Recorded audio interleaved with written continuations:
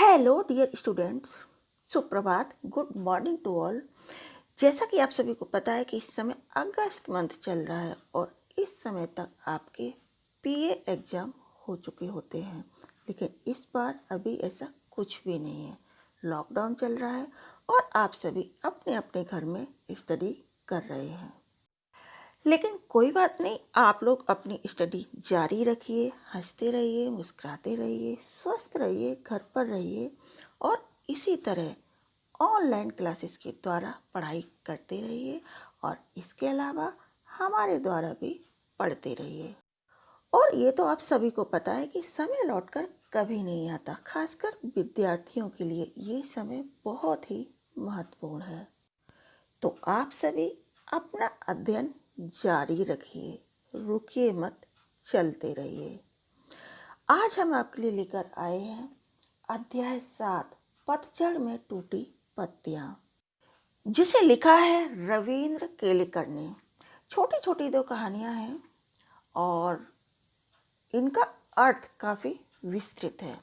अब क्योंकि लेसन छोटा है, इसलिए मैं आपको पढ़ाने वाली हूँ किताब में से, रीड करूँगी, साथ में एक्सप्लेन भी करूँगी। सबसे पहले हम करेंगे गिन्नी का सोना। शुद्ध सोना अलग है और गिन्नी का सोना अलग। गिन्नी के सोने में थोड़ा सा तांबा मिलाया हुआ होता है, इसलिए वह ज़्यादा चमकता है और शुद्ध सोने से मजबूत होता है। औरतें अक्सर इसी सोने के गहने बनवा लेती हैं। फिर भी होता तो वह गिन्नी का ही सोना है। शुद्ध आदर्श भी शुद्ध सोने के जैसे होते हैं। चंद लोग उनमें व्यावहारिकता का थोड़ा सा तांबा मिला देते हैं और चलाकर दिखाते हैं। तब हम लोग उन्हें प्रैक्टिकल आइडियलिस्ट कहकर उनका बखान करते हैं। कहने का मतलब है कि शुद्ध सोना शुद्ध आदर्श के समान होता है। जिस तरह से शुद्ध सोने में जब हम तांबा मिला देते हैं तो वह गिन्नी का सोना बन जाता है और उसी से आभूषण बनाए जाते हैं, जो कि अधिक चमकदार बन जाता है। लेखक कहते हैं कि इसी तरह से जब हम शुद्ध आदर्शों में व्यवहारिकता रूपी तांबा मिला देते हैं और जब हम उन्हें व्यवहार में चलाते हैं, किनको, आदर्शों को, तब वह आदर्श प्रैक्टिकल आइडियलिस्ट कहलाते हैं। पर बात न भूलें कि बखान आदर्शों का नहीं होता, बल्कि व्यवहारिकता का होता है। और जब व्यवहारिकता का बखान होने लगता है, तब प्रैक्टिकल आइडियलिस्टों के जीवन से आदर्श धीरे धीरे पीछे हटने लगते हैं और उनकी व्यवहारिक सूझबूझ ही आगे आने लगती है। जिस तरह से सोना पीछे रहकर तांबा ही आगे आता है। और आदर्श मतलब ऐसी बातें जो हमें सत्मार्ग पर आगे ले जाती हैं, ऐसी उच्च विचार जो हम दूसरों से सीखते हैं। कोई भी धर्म हमें कभी भी गलत राह पर चलने की प्रेरणा नहीं देता है और हर धर्म से हम कुछ न कुछ सीखते हैं। कहने का मतलब है कि कोई ऐसा महान व्यक्ति जो अपनी गुणों की वजह से इतना महान बना और हम उन्हीं के आदर्शों पर चलना चाहते हैं, हम भी महान बनना चाहते हैं, हम भी अच्छे काम करना चाहते हैं। लेखक कहना चाहते हैं कि जब हम इन शुद्ध आदर्शों को व्यवहार रूप में अपनाते हैं तो वे प्रैक्टिकल आइडियलिस्ट बन जाते हैं, यानी कि व्यवहारिक आदर्श। चंद लोग कहते हैं कि गांधी जी प्रैक्टिकल आइडियलिस्ट थे, व्यवहारिकता को पहचानते थे, उसकी कीमत जानते थे, इसीलिए वे अपने विलक्षण आदर्श चला सके, वरना हवा में ही उड़ते रहते और देश उनके पीछे न जाता। हाँ, पर गांधी जी कभी आदर्शों को व्यवहारिकता के स्तर पर उतरने नहीं देते थे, बल्कि व्यवहारिकता को आदर्शों के स्तर पर चढ़ाते थे।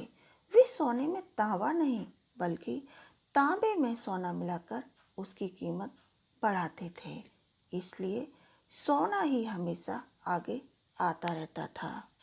यानी कि गांधी जी इन आदर्शों को किस तरह से व्यवहार में लाया जाए, किस तरह से लोगों को इन आदर्शों की वैल्यू को समझाया जा सके, ये भी अच्छी तरह से समझते थे।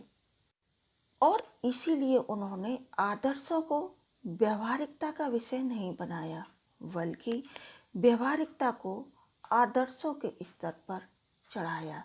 यानी कि वे सोने में तांबा नहीं, बल्कि तांबे में सोना मिलाकर उसकी कीमत बढ़ाना जानते थे। कहने का मतलब है कि पहले हम आदर्श को समझते हैं, सीखते हैं और उसे हम अपने व्यवहार में अपनाते हैं। यानी कि हमारे व्यवहार से ये झलकता है कि हम एक आदर्शवादी इंसान हैं। लेकिन गांधी जी के अनुसार हमारा व्यवहार ऐसा होना चाहिए जिससे ये पता चले कि हम एक आइडियलिस्ट पर्सन हैं। व्यवहारवादी लोग हमेशा सजग रहते हैं, लाभ हानि का हिसाब लगाकर ही कदम उठाते हैं। वे जीवन में सफल होते हैं, अन्यों से आगे भी जाते हैं, पर क्या वे ऊपर चढ़ते हैं? खुद ऊपर चढ़ें और अपने साथ दूसरों को भी ऊपर ले चलें, यही महत्व की बात है। यह काम तो हमेशा आदर्शवादी लोगों ने ही किया है। समाज के पास अगर शाश्वत मूल्यों जैसा कुछ है तो वह आदर्शवादी लोगों का ही दिया हुआ है। व्यवहारवादी लोगों ने तो समाज को गिराया ही है। शाश्वत मीन्स जो बदला ना जा सके। आगे लेखक कहना चाहते हैं कि व्यवहारवादी लोग सजग होते हैं, जागरूक होते हैं। वे समय और परिस्थिति के अनुसार अपने व्यवहार को बदल देते हैं और इसीलिए वे सफल होते हैं। और ऐसा करते समय वे खुद तो आगे निकल जाते हैं, लेकिन दूसरों को पीछे छोड़ देते हैं।